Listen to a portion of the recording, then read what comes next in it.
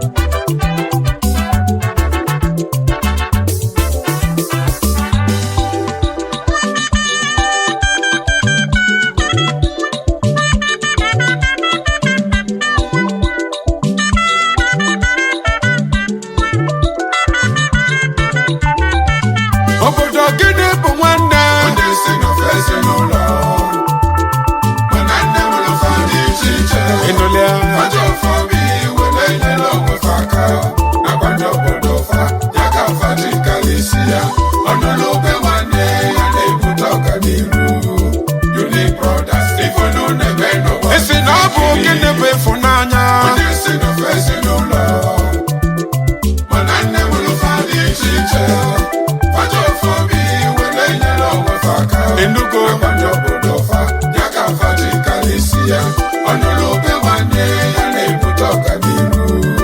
Unique Brothers, if you know never know what we fake.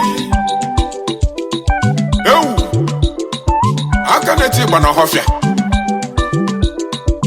Egwu dodo gwagwego kwanu. Ọma ya gbakwebe n'isi. Onye ụbọ na-akpọ na ana m anụ. Aha, iche. Ewu mewe n'ụwa.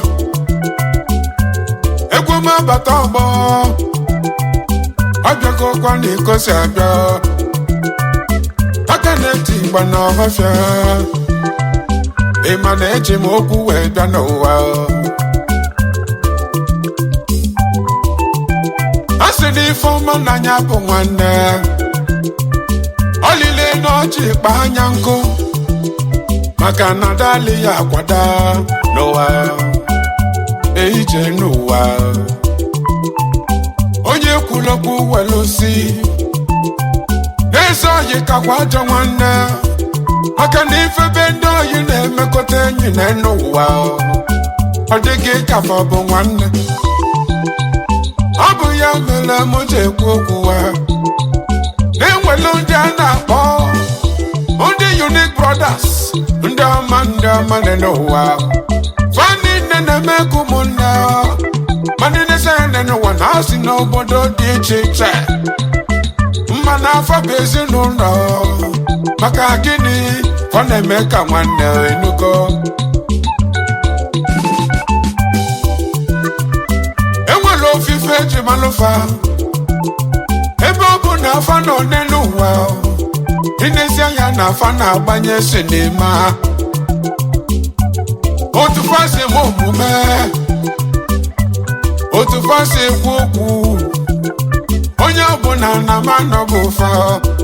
Maka na ife ọma nọ na-esi fa n'aka abịa. Oge ọbụla nyekeji malụfa. Ndị nnekwu okwu ha. A sị n'obodo dị iche iche. Ụfọdụ si na Anambra. Ụfọdụ si Imo steeti. Ụfọdụ sikwa Enugu steeti bịa. Ebe ụfọdụ si Ebonyi steeti. Kedizie maka Abia steeti. Ifugo na fad na-emezi nwanne o. Ifebe fad ile olili. Obodo egwe gbaba nkili. Maka gịnị fa na-agbanye fim. Onye ọbụla ekilibe enwebe aṅụli. Ọ bụ ya mere m ji neta anya. Nsị bụ abụghị etipụlụ fe egwu enyi. Maka na ife dị mmadụ n'ụwa dị ka aja anya mma. Anya fụlụ ugo biko ọcha anya mma. Maka inesi anya ada fụlụ ugo kwada n'ụwa. Akanetigba n'ebe. Enu ụwa niile. Ha bi n'obodo dị iche iche. Ụfọdụ nọ obodo Igbo ebe ụfọdụ nọ n'ala Igbo ugwu Awụsa na fani ya anaghị Yoruba na fabiye biyo unafugo n'agbanye nkewa ebe fabiyo faka na-eme nwanne obodo fa na-enwe aṅụli maka gịnị ife ọma odogwu na-eme adozi obodo edozi ụzọ etinye ọkụ adịgbolo onye ọbụ n'aka ọ bụ maka ndị yut n'obodo fa onye ọbụla na-akụlụfa aka maka gịnị ife odogwu na-eme n'aka n'ụwa onye ọbụla fụlụ ka unu si eme wee kweta nụ n'ụbụ nwanne maka na unu na-eme ka ndị si ezinụlọ otu ezinụlọ ya ka unu na-eme onye n'ime unu chọrọ mkpa gidigidi ka a na-agbakọnata wenyere ya aka onye afọ wee kwụsị ike ọ bụzi gịnị ka na-ekwuzi nụ onye chọrọ ịmụta n'elu ụwa ka ndị mmadụ si eme nwanne onye ma ọbịa ka ene ka ịbụ ndị unique brothers fa na-eme nwanne ịna-eso etu fa si eme n'ụwa ọkụba ga-agụ isonyelu fa maka na fa na-eme ọfụma unique brothers family international hey ndị ọma aba obodo gịnị bụ nwanne si na fesi n'ụlọ mana nne mụrụ fa dị iche iche faja ofe obi wele nyere onwe fa aka nakwa ndị obodo fa ya ka fa ji karịsị ya ọnụrụ ube nwanne ya na-ebute ọganihu unique brothers ifunu na-eme n'ụwa esi na ọ bụ gịnị bụ ịfụnanya si na fesi n'ụlọ mana nne mụrụ fa dị iche iche faja ofe obi wele nyere onwe fa aka nakwa ndị obodo fa ya ka fa ji karịsị ya ọnụrụ ube nwanne ya na-ebute ọganihu unique brothers ifunu na-eme n'ụwa bife nkiri ịgbamapụta ọgbọ egwu anyị na-etili odogwu obodo wee ekwete nọ na-eme odogwu pụta ọgbọ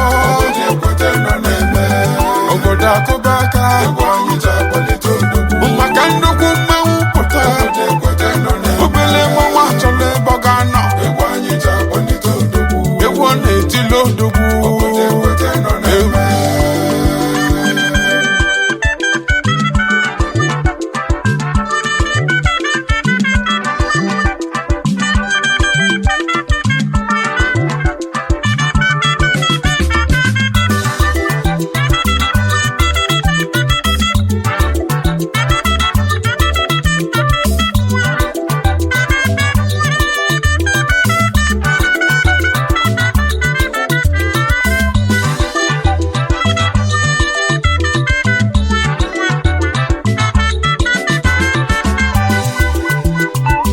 AKANETIGBA na OHOFIA egwu m ejebe na nke ndị unique brothers family international ka nke nefa maka na asị na onye nọ mmadụ nso ọkwazi ya na nduzi isi esi ya ịlụta ife nsọ na n'ụwa nwanne m ikuku ife ọma ewelu ukube gị ya mele na-etezi n'ije ka nkene ndị odogwu onye mụ na-ekene n'ụwa anụ ọma na-aṅụ mmiri ọma oke osisi bi n'obodo nne n'ụwa ọchịlị mma na ọgacha ọsọ ekwulu m okwu na onye mmemme onye mụ ụsọ ọkwa anya ka anyị ga-eso maka na onye bụ iko n'ụwa ewu niile ga-esozi onyezi ka anyị na-ekwu okwu ya national president unique brothers family international ndị ọma na-agbanye sinema. Honorable Chief Moses Mark Odogwu Nkomoro jide ebube esa not nine wanine manisi obili ọgaranya abịa n'Ebonyi steeti enwere obodo na-akpọ Nkomoro na Zanot ndị bụ ike ebe afọ ka esi wee mụta Odogwu ebe ezikọ na anọ nwanne m na Delta steeti ebe afọ ka Odogwu na-ebute ike.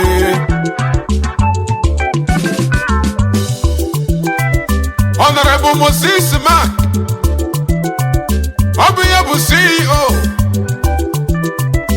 M Square Autos and Accessories oji moto eme ọkọ Odogwu ị ga-emekwala ụmụ ọkọ ka mfụ maka na ama m oke isi eme ịbịa na Delta steeti yo Odogwu n'akụkọ gị nọrị nne onye ọbụla amazi ka isi eme ama na ị na-eme ife nkili ọ bụ ya mere m tesi yo Odogwu n'ikalili okwu ka njikene ịmakwado onye Igbo taa enolia maka na ịbata na mmemme onye ọbụla ekinibe fim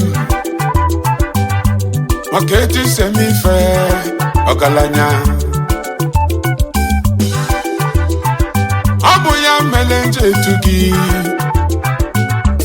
Honorable Chief Moses Mark onye sinema Olumia onye sinema Aba Eba Kanjeke Nelly n'Ogboji dị na Zanot Ebonyi steeti ka mụ na-ejezi Kanjeke neka kene Odogwu ofu nwa amụrụ n'obodo koba aka n'enu ụwa ọkwasị nye ka mụ na-akpọ ọ bụ na Odogwu bata obodo ọ dịka na-eme carnival maka na-ewezuga na ọkpatala ego Odogwu nwere obi eji eri ego ndị na-enwe ọṅụ na ọbatala obodo oye mụ n'afọ amelu na nkali onyezi ka mụ na-ekwu okwu ya Vice President Unique Brothers Family International onye m obi ya dọta Chief Sir Aloke Emmanuel Odogwu ọgaranya gị ka na-akwa oke osisi onye m onye ibutele ike ọkwa gị bụ CEO Emaletus Automobile Limited Odogwu ji ike nekwe na ọnụ m ekene gị ọkwa importer and exporter ụgbọ na kịchị kalisia China ka ị nọ na-achụ ego Odogwu masị na ọ ga-adịla gị mma ifeomi na-emela obodo anyị n'afọ ya ekpolo ọma afọ na-ekpe fani na-ega adị n'isi gị ya ọgaranya ndị Unique si m kene gị maka na ọchịlịmma na ọ ga-achọ ọzọ onye melụma n'ụwa ya ka si mekwa daalụ onu m ekene gị Aloke Emmanuel Odogwu ọgaranya Emalexus onu m ekene gị Odogwu asị m makwa onye Igbo chari Odogwu Emalexus Odogwu mmadụ anụ m ekene gị Olumia onye sinema emezikwa onye Igbo dịma onye sinema n'ụwa niile onye sinema Ewu. Ekene lumo. Aka na-ede akwụkwọ. Ode akwụkwọ ịfụlanya. Onye edemede. Ọgaranya ifu na egwu mụ na-akpọ gị.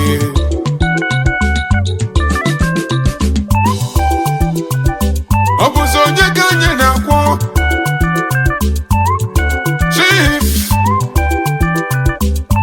Weze Tochukwu Ọgaranya Ebu Secretary Unique Brothers Family International ndị ọma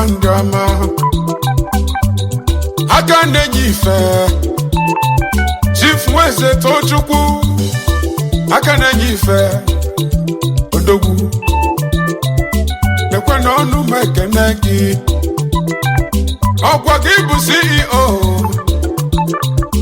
SP God Electrical Global Resources gị ji karịsịa ọgaranya. Oyi m egwu mụ na-akpọ gị odogwu maka na amasị m ka isi eme. O ji ife m ọkọ electrical material niile. Odogwu nọ n'ịmpọta. Ịchọla ebe ga-enweta ya ọ dị mma.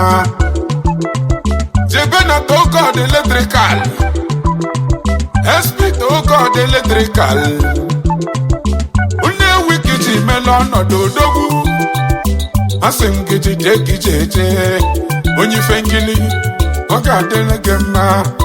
Etusem ife n'obodo ka anyị na-ekwuzi. Oyimo ịmanị na-agbanye si n'ime anyị so kwelu ịbụ onye si n'ime enu ụwa odogwu ịbụ onye si n'ime.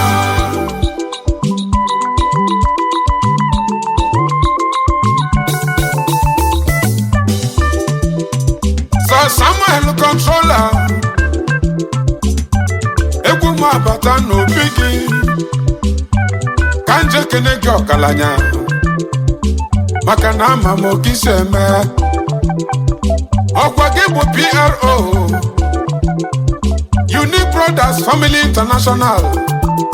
Ezigbo mmadụ na ọ dị gị na-arụ ọgaranya. So Samuel controller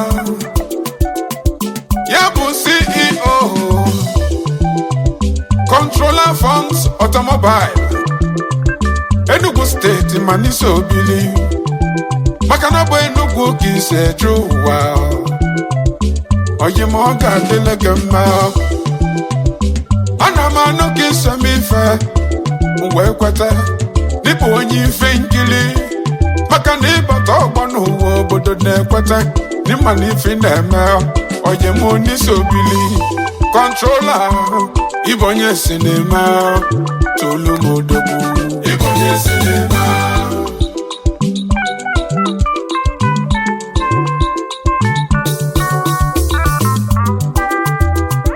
Ka anyị kene Ebu Treasurer Unique Brothers Family International nne n'ụwa niile. Ọ bụzi onye ka anyị na-ekwu odeke ga-akasili ike ọgaranya Mr. Dependable. Ife tinye gị n'aka na n'ụwa nwanne m nọ nwere mfu ma ncha enelea ọnụ m ekene gị. Ti Friday Frimat odogwu igidi igwo nnukwu mmanwụ ka m na-akpọ nne n'ụwa ọgaranya na-abịa mbe gị. Ọkwa Anambra ka isi eje ọgaranya. Asị m na ọ ga-adịrị gị mma. Ebu Treasurer unu m ekene gị odogwu ọgaranya ịbụ onye si n'ime.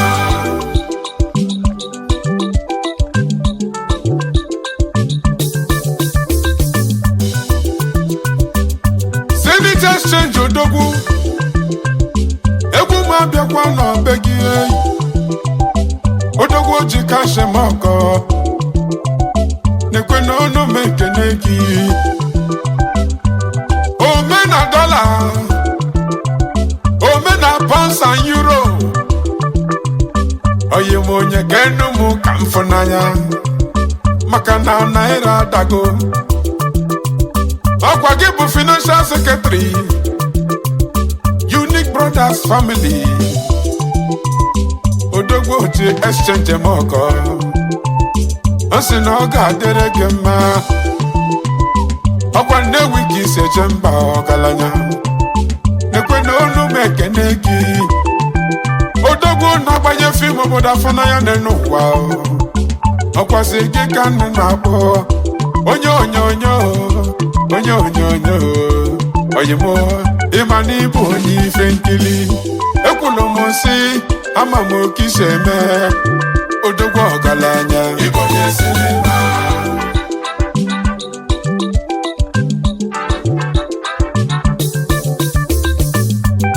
igba ma puto ogbo egwanyi jaboni todogwo egwanyi netile odogwo obuda we kwete no neme egwanyi jaboni todogwo odogwo puto ogbo kwete no neme oboda kubaka egwanyi jaboni todogwo umaka nnukwu mmanwụ pụta obele mmanwụ achọla ebe ọ ga-anọ egwanyi jaboni todogwo egwu ọ na-etile odogwu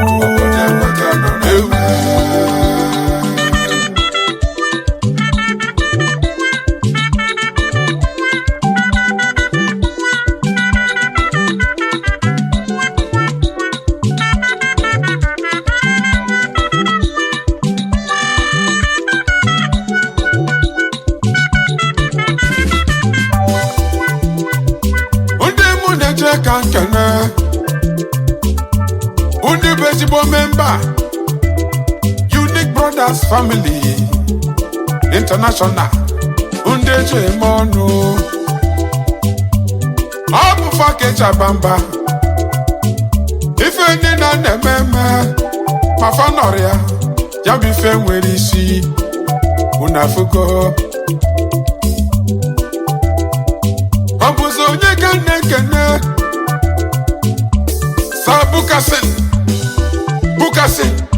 Bukasin nwoke ike ọgaranya odogwu n'ibu ike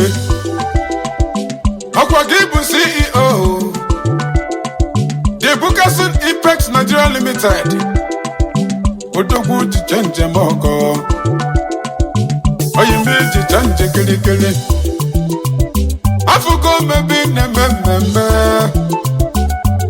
ọ dịka na-eme carnival ọ bụ ya mere obodo somokwelu nne n'ụwa n'ịbụ onye ife nkiri unu afụgo Bukasin so na mmadụ ọ bụ onye ejeje mba sa Bukasin na odogwu mmadụ ọkwa Delta steeti ka iseje mba odogwu asị na ọ ga-adịle gị mma onye ife nkiri ịbụ onye sinema ekene mama Africa Chief Nwafọ Uchenna ya CEO Mama Africa Global odogwu onye sinema ọkwa gị bụ ebu member Unique Brothers Family International importer and exporter kiji kalisia odogwu n'ibu ike ịma n'ụbọchị amụlụ odogwu ọrụ obodo wee kụba aka asị na Ebonyi steeti bụrụ nwa ka nwa maka na odogwu nwere ngozi Mama Africa ọ ga-adịle gị mma emedalụ ọkwa n'Eshia ya ka ị na-achọ ego gị asị na ọ ka dịrị gị mma ya gazie oyi ma ọkwazi pounds and dollars ka ije m ọgọ onye mmemme ịbụ onye sinema ịgba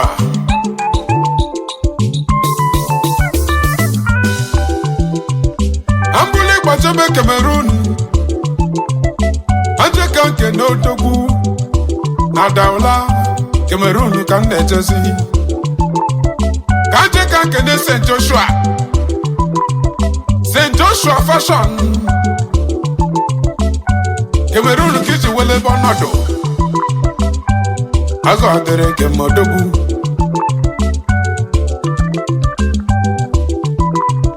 Makana sini fonye nemene noa Nyake kweji sakpo ya Saint Joshua Onu mekene kyodogu Ay Okwa Gibu CEO Venture Collections Daura Cameroon Ogalanya Asina Oga Adele Gema The former treasurer Unique Brothers Family International Afulu Kisime Ogalanya Yamela Oga Adele Gema Saint Joshua Only fashion Akanemebe way Na Cameroon nine Odogwu nebo mwaka nwa Ora na-ese wesio Ibo na-esinema Kedu maka Sanwapa Andrew Ebu member Unique Brothers Family Ebonyi State Kina Twego Afulu Kisime Ogalanya Oke nwa Ebonyi State niile Ogalanya Oga adele gema Ase nne kwado nwa ka nwa odogwu Anyị ewesio Igbo nyesinema Onu mekene Honorable Destiny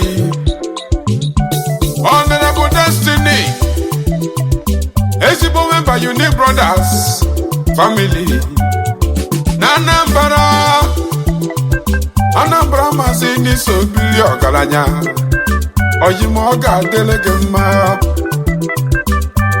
Oga bụ ndị na-eme Ogalanya Ngozi so gị n'iru n'azụ Onye ka anyị na-ekpeze ekpele odogwu Asị na Oga adele gema Honorable Iso na nnukwu odogwu Anyị ewesio Igbo nyesinema Ekene Surveyor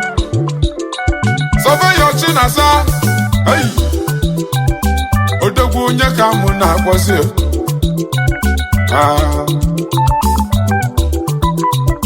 Ọkwa gị bụ Ebu member Unique Brothers Family International Ofu member ejem ọnụ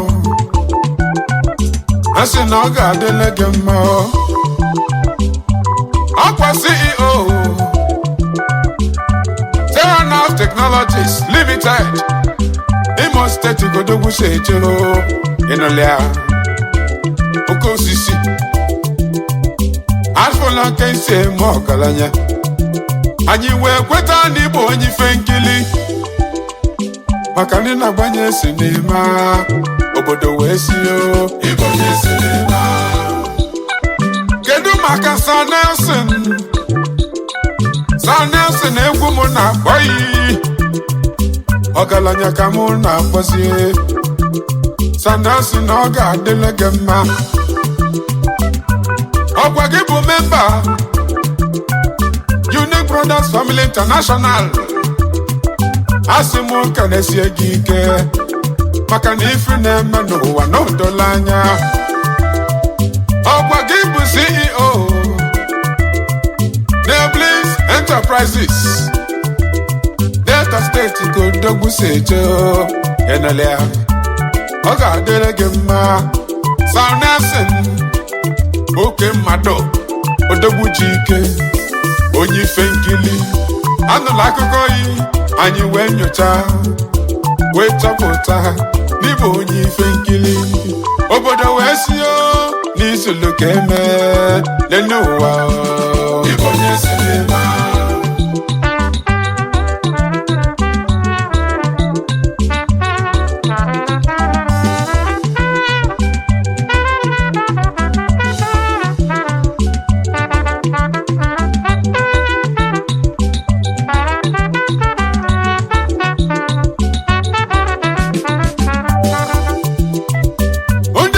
Brothers Onu meke n'ụlọ niile nkọma nne n'ụwa nke na-asị ya jisi ike onye asịrị jide kochi oyimo ndị na-eme nke ọma ndị unik unu jide kunuchi maka na unu na-eme nke ọma ụda afọ unu ji bido jirikwanụ nye bife na-eje ndị iro ga-agwa mana tugeda ife niile ga-aga ọfụma ọ bụ ya mere m ji asị unu niile nọgidenụ na-ebi n'udo maka na ọ bụ udo na ịdị n'otu ya na-ebute ọganiru obiọma fụ unu ji bido jiri nya bụ ife na-eje n'ụwa nkwụwa akọta ọkata mma ngozi chukwu ya sonu na-eche aka na-eti ịgba na ọhọfịa ọnụ mụ na-ekene unu niile aba